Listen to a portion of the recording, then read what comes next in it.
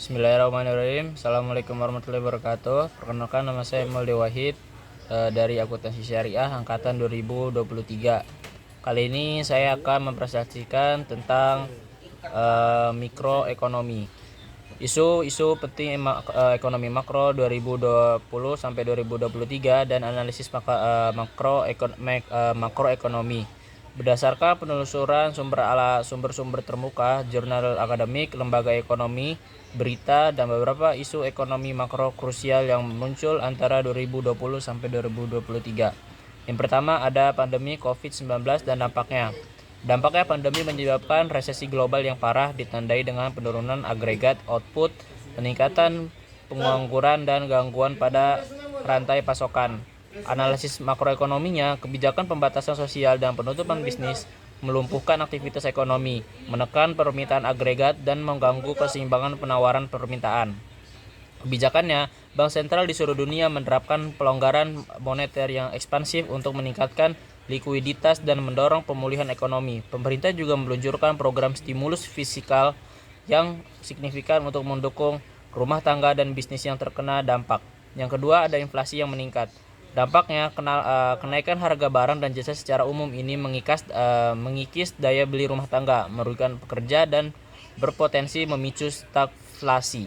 Ya, selanjutnya ada analisis makroekonominya. Faktor-faktor seperti gangguan rantai pasokan, tingginya permintaan agregat, dan kebijakan moneter yang longgar berkontribusi terhadap inflasi yang melonjak.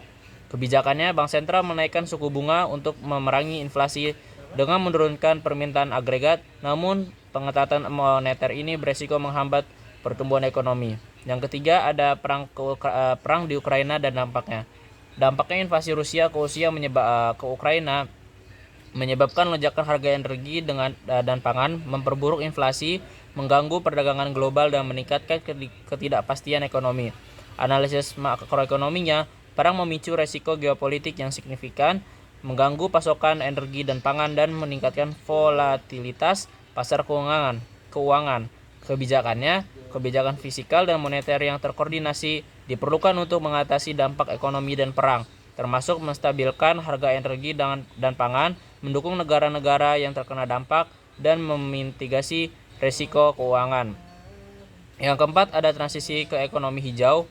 Dampaknya, upaya untuk memerangi perubahan iklim dan beralih ke ekonomi hijau membutuhkan investasi signifikan dalam energi terbarukan, teknologi hemat energi, dan infrastruktur ramah lingkungan. Analisis makroekonominya, transisi ini dapat menciptakan peluang ekonomi baru, mendorong pertumbuhan dan lapangan kerja, serta mengurangi ketergantungan pada bahan bakar fosil. Namun hal ini juga menimbulkan tantangan seperti potensi kenaikan biaya energi dalam jangka pendek dan dampak distribusi terhadap pekerja di sektor yang terpapar emisi karbon tinggi. Kebijakan fiskal dan regulasi diperlukan untuk mendukung transisi ke ekonomi hijau, termasuk subsidi untuk energi terbarukan, insentif atau adopsi teknologi hemat energi, dan program pelatihan ulang untuk pekerja di sektor yang terkena dampak. Kesimpulannya, isu-isu ekonomi makro ini saling terkait dan kompleks, membutuhkan respon kebijakan yang komprehensif dan terkoordinasi. Analisis makroekonomi memberikan kerangka kerja yang penting untuk memahami dinamika ekonomi agregat dan merumuskan kebijakan yang tepat untuk mencapai stabilitas ekonomi, pertumbuhan yang berkelanjutan, dan kesejahteraan masyarakat. Mungkin itu saja yang bisa saya sampaikan, kurang lebih mohon maaf. Wassalamualaikum warahmatullahi wabarakatuh.